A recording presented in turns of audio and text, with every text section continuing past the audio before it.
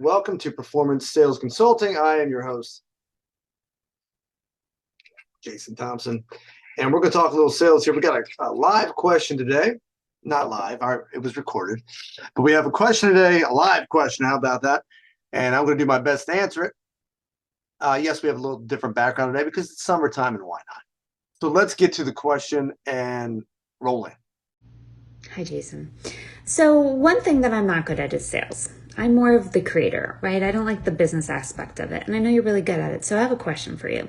Let's say that I have a service that I want to sell, and I am having a meeting with somebody that is maybe potentially interested, a potential buyer. And I'm a little bit unsure how to tell them the price. So, do I let them know what the price is and then kind of sit and wait to hear what their answer is? Or do I ask first what their budget availability is? So do I kind of see where they're thinking the price should be, or do I name the price and then see where their interest is depending on the price that I gave? Curious to hear your answer. Thanks for your help. Thank you for your question. Okay, she says she's not really great at sales. She's more of a creative. Okay, so the first thing is I want to break this down. Hey, that's a misconception. You could be good at sales if you wanted to be. Actually, I'm a rather creative person, and I am just dandy at sales. So actually, sales is both an art and a science. If somebody is really good at the creative side of things, I mean, I do acting as well, and I look at every presentation sort of as a performance. And because the practice of acting has so much to do with listening and inhabiting someone's state of mind and their physiology and their presence and reading their body language and really taking the other person in, if you will. So much of sales is just that skill. So you could absolutely, if you're a creative person, be a great salesperson. Anyway, that's not the here nor there. That's not what you were asking me. So she has a service. I took notes here. And she's meeting with a prospective client. Okay, so just like any other sale, right? We don't know what that service is. She hasn't said it. Product or service, it really doesn't make that much of a difference because ultimately what you're selling is yourself and what you're selling is what you believe in, right? So either way, small nuance differences, excuse me, but for our purposes, okay, she's unsure how to tell them what the price is. Okay, so this is very, especially if you're a new entrepreneur and you're presenting your service or your product, that can be overwhelming even for great salespeople. So yeah, if you're not really a salesperson, I totally can understand why that would be challenging. A lot of people feel like an imposter syndrome because is someone else going to see the value that I have in it? I'm not an established name. I'm not an established brand. I don't have any credibility behind me. If they don't believe in me, does that mean I don't have any credibility? Right. So you have this imposter syndrome. And so the thing that you're really looking for here before you go anywhere is confidence. Now, how do you get that confidence? I mean, you might have not sold it before, or if you have, it's very, minimal. So how do you get that confidence? So first of all, you have to believe in what you're selling. If you've done the work with it, if you believe in what you have, which you wouldn't be selling it if you did. So you have that confidence, right? You believe in it. You believe it's going to help people. This is your mission. As an entrepreneur, it's your mission to bring this to people, giving the people what they want. So you have the confidence with that, A. So good job there. Okay, so go back to that. That's your crutch. Lean on that emotionally for support. Secondly, what you don't have confidence in, which is very natural, is the price points. In other words, is this what the value? Is this what the value is for the market? So what you have to do is a couple things. We'll get into that in a second, but I want to answer both yours first. You said, does she let them know what the price is? She said, A, do I let them know what the price is first and then wait for their response? Great question. Or B, other option two, does she ask what their budget is first? Almost like a used car salesman would do, right? I mean, that's a very typical sale, right? Well, what's your budget? What's your budget like? I don't particularly love that. There is a time and a place for that. I just think there are better ways of doing it. And yes, there are situations where that is possible, but I wouldn't lead with that. So we're going to go with more of an option A, but we want to do it in a very specific way. Now, I will say that it's difficult to tell you exactly what to do because so much of sales is like a poker game, taking that other person in, listening to them, giving them the proper solution, the most appropriate solution based off of what they told you they needed or what they were in a market for. Does it make sense? And you really can't do that unless you've given them a fairly thorough needs analysis. Now, what's a needs analysis? Well, it's when you sit down with them, you do an uptake. Now, a lot of this is based off of what product or service you're selling, right? I mean, if you're selling a script, right? If you're in Hollywood, or if you're selling a service like I don't know, your car cleaning service, okay, it's going to be a different sale a little bit, but you're still going to do a thorough needs analysis. What do they need? In other words, you're not just pitching something. They need to know what they're getting prior to you pitching it, right? So you have to really, I would say, ask a lot of questions, and we're going to get to that in a moment. But it's really hard to give you a very specific thing unless you're there with them one-on-one. But I can give you quite a bit of guidance here. Number one, you have to know what your prices are and what your value is, right? You have to be confident. We go back to confidence again. And where are your products and services on the market? So do some market research, figure out, generally speaking, what is the general going rate for this? And, price yourself a little bit higher is okay if you believe in what you're doing. If you believe you can bring a value to it and you're going to back it up and you can support that, then you can go a little higher because you can always drop, right? It's your business after all. You have room to drop or to change things if you need to slightly. Now, rookie, amateur salespeople who are scared or aren't confident in their product or service might get scared and drop too quickly. They just want to get the sale. They want to get in, they want to get out. It's very uncomfortable for them because they lack the confidence in their own stuff. Okay? So you have to know what your prices are first, do a comparison, know what your value is so that you can be confident in what you're selling. And you can be very matter of fact about it when you present it, right? This is what it is, right? It's not arrogant, but it's not lacking confidence either. This is what the price is. This, or this. What's best for you? Right? You're trying to find them a solution. Remember, you have inherent leverage. If you're having a conversation with someone about your product or service and you're sitting down and you're talking to them, there's no need to fret or worry or anything. I call this inherent leverage. I've had other videos about this. Inherent leverage means that they came to you, didn't they? At some level, they came to you. They showed interest. It's like going out on a date with someone. At some level, there's interest in you. Why? Because they're sitting here with you right now. So you already know that they want your product or service just by the simple fact that they're spending their time with you and they've gone out of their way to make an appointment with you. And they might have had to drive somewhere, whatever. The point is that you're meeting. So you have inherent leverage. All you can do is drop the ball. So just don't drop the ball. You won't because you're confident. It's funny. It's often easier as a salesperson to sell somebody else's product or service, right? Because maybe it's already established. Maybe you already know that there's some interest there. In your head, you have inherent leverage, but it's a mental game. You have inherent leverage because it's already a known brand or something other people are buying, and a lot of other people are selling it too, so it gives it credibility in your mind. But that doesn't mean you can't have the same credibility in your mind if you choose to accept that your service and product is credible. Number two, I always find out what that person needs. I'm not going to just pitch them something. You know what I mean? If I have a widget I'm selling, I need to figure out which widget is best for their business. And maybe something else is involved with that is unforeseen unless I ask the question. So I'm going to figure out what those questions are. Now, I can't tell you exactly what those questions are because it depends on your industry.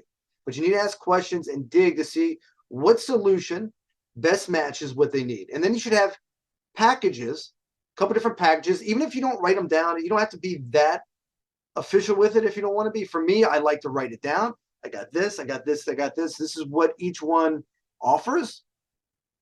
Which one's best for you? Okay, I can guide you if you want me to. Right, I'm the professional here.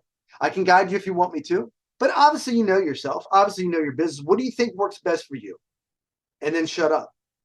And then that's when you do wait for them to answer. And then read their body language. Is it uncomfortable? Is it what are you reading from their eyes? What are you getting from that? And if you don't have a lot of experience, you may not know yet. Wait to see what they are saying. Does what they're saying match their body language? Was there a pause? All this is going to give you information. Or did they jump right on it? Right? Which one's best for you? Now, whichever one they choose, congratulate them. Yeah, I think that's a great choice. Yeah, I think that would work well. Or if they're pausing a little bit, they're showing apprehension, don't interrupt them. Wait for them to talk. Whoever talks first loses. Wait for them to say something. And then you can chime in. Don't get overeager because you're nervous or you're pushing too hard. Selling isn't telling. Selling isn't promotion. Selling isn't pushing. Selling is helping them find a solution. Ask them questions. that lead them to to what they want to do anyway, which is to buy. Everyone wants to buy. They feel good about buying. They just don't want to be sold anything. So ask them questions, finesse it, and say, yeah, I think this would be the best option for you if you need to guide them. Yeah, I think that'd be great for you. Or can I make a suggestion if they're having a hard time with it? It seems like X, Y, and Z. Is that your concern? Okay. Well, what if we did something like this? Would that work for you? I mean, and then you can say, look, I can maneuver things around.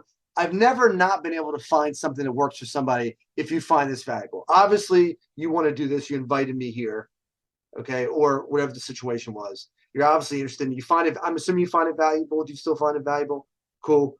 Okay. Well, I've never not been able to find. If you're really interested, I will find something for you. Okay. How does this work? Would that be good for you?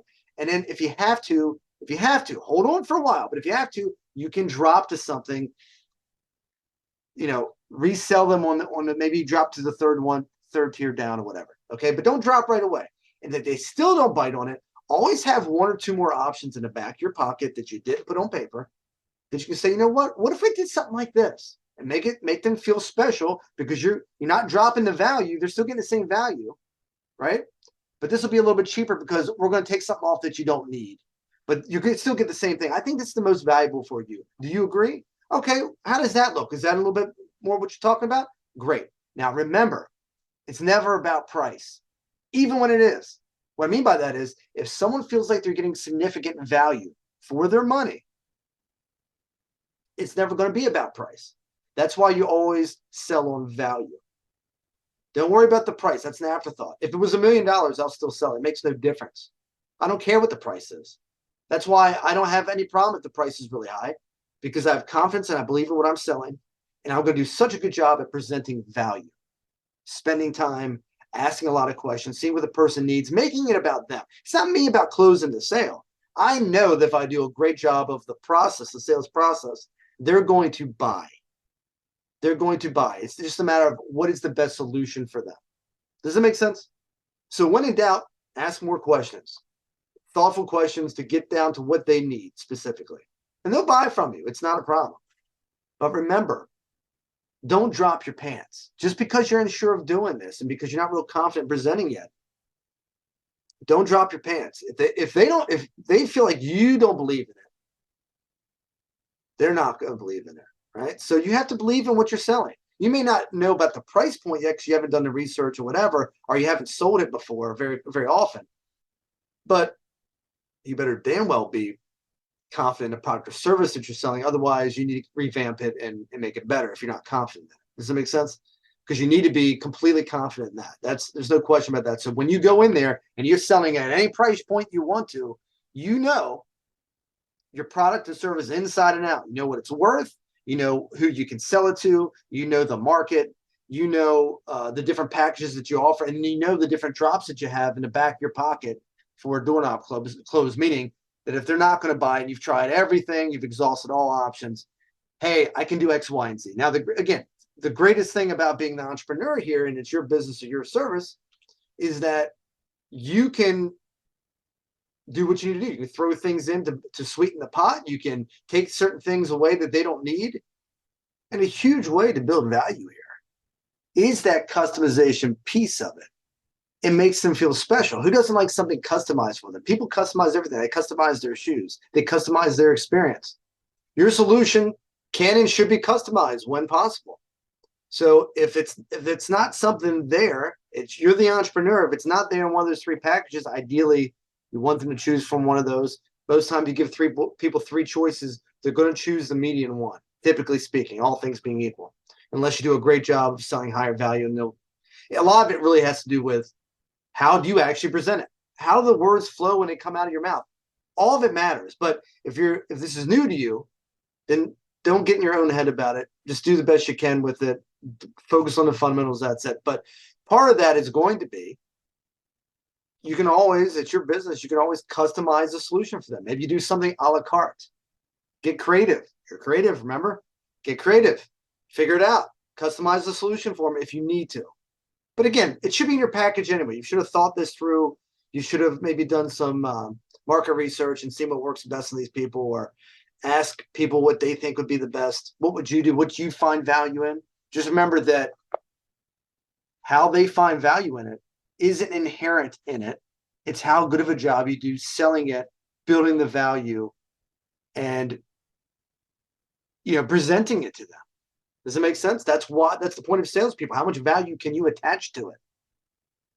It's not just what's inherent within it, because your job as the entrepreneur or the salesperson of your product or service to help attach value to it so they see value in that. Remember, it's not about price, it's about value. So don't get off of price. If you have questions about what does value mean, I have other videos about that, how to sell with value. But I don't want to take up so much time in this one video to answer that one question. But yeah, I think all of that should be helpful. So in a nutshell, without actually being there with that person in a moment, because that's really the key thing. Remember, you're selling yourself first.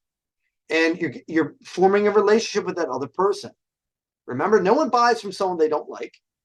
And no one buys when they're confused.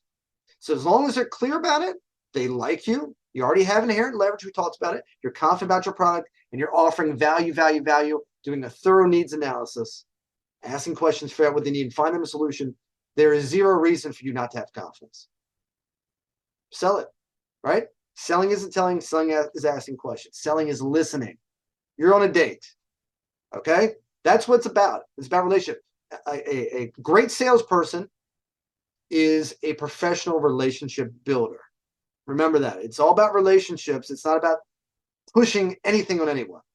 And it's about knowing your product and service and being confident about it and having the proper price points and having different drops that you can use. And once you get good at that and you get an idea of how people respond to it, and you can adjust accordingly in the moment based off of what response they're getting. And one last thing before I disappear here, buyers are liars. So if they have concerns and they're a little hesitant to do something, a lot of times they're not going to tell you what that concern is unless you've done a really good job at building rapport up to that point and they feel comfortable with you. Not too comfortable, because if they're too comfortable with you, it's easy to say no to you. So you need to conduct the ship.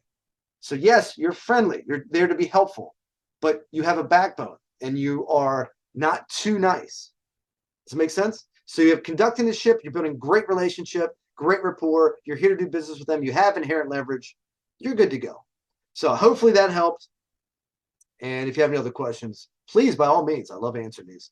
And if you have the question, it's very likely that somebody else has the question, and I would love to be of assistance. In fact, so much so that if you have a product or service that you're selling, now my specialty is the health and wellness field, health and fitness, but these same skills are applicable to any field, really, any field. I was just doing I just had experience with a sales consulting firm, and I was mirroring and shadowing some of these sales guys and listen to how they were doing it. And I'm like, oh, I could have sold that one there. I could have sold that. You should put me on the phone. And they're very good. But the point is that a lot of the same concerns will come up, right? Time, money, spousal commitment. There's only really one concern out of those four, and it's really commitment, right? They're committed to doing it. The people that buy from you, the same people that say they don't have money to buy from you, for example, or to spend time on you or whatever it is, are the same people that will go out and buy a pair of shoes or a purse right after they're done with you. Why? Because people spend money and time, right? Time and money, two of our biggest resources, right? They spend time and money on things that they prioritize. That's why it's very important that you get their commitment up front. Why is this important for you? Why do you think this will be valuable? Let them sell themselves on why your product or service is so valuable, right? Get them to commit to that way before you talk about pricing. Oh, and then one last thing, very important, very important.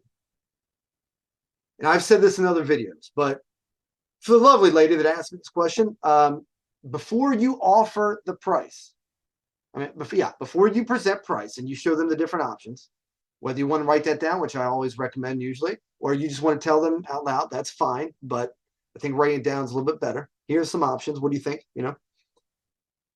Before you do that, also write down, or tell them if you prefer, tell them what they're getting.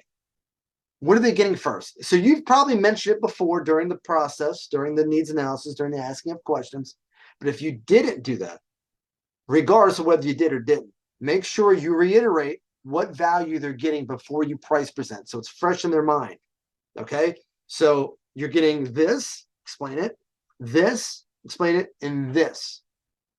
Okay, no matter what. That's regardless of what package. You're getting at least this, no matter what you choose. And then these packages here will give you a little bit more or whatever, right? You can add value. You can present any way you want to, but make sure they know what they're getting, and then you present the price. Does it make sense? All right. All right, I think that's enough for one day. There are other videos to address all those other things.